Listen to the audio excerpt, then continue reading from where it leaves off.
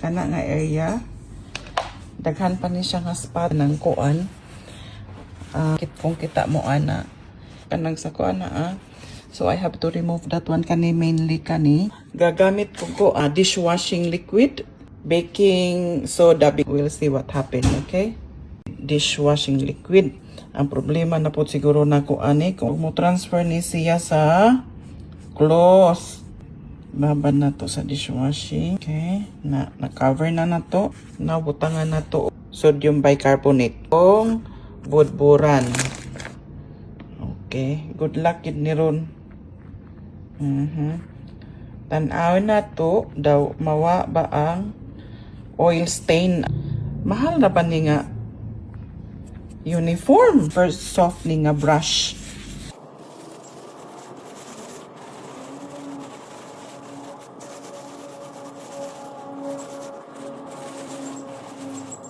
Naara ang uniform ni Mateo guys nga na kuan. So inani kadaghan ng stain niya no kana diha na stain diha. Diha wala mo ni braso. So kana oil stain diha diha na oil stain diri ang side. Kani kay daghan diri ang ako kani nga braso.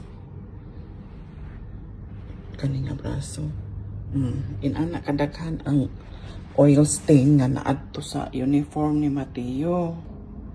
Inana kadaghan. So, babad tanig 30 minutes. Naka-hot water dito. Nag-ato-ato pa sa init.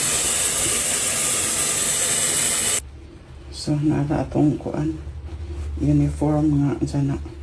Ato na siyang ibabad sa hot water. Jud hot as in hot water. Okay, ito na siyang ibutang. Uy, kainit.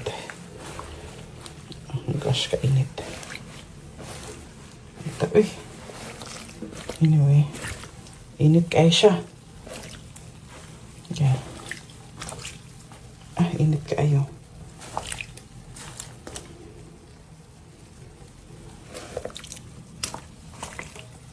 Hopefully lang taan nino nga dili bitaw dili mo transfer ang nao kainit niya tanawa ang kuan inana siya kainit.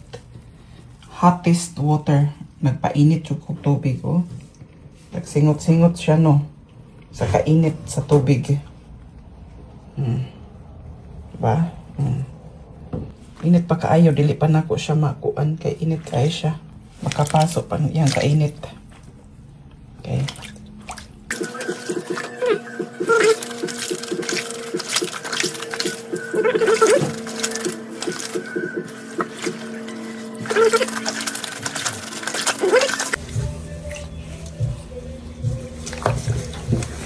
Okay. Model arang taas nawa na no. Okay. Kaya na rabi. Am to dire man to hangon. Here, wala na. Here at the back. Yan na. Wala na no. Hindi na kita ang nagan. Wait.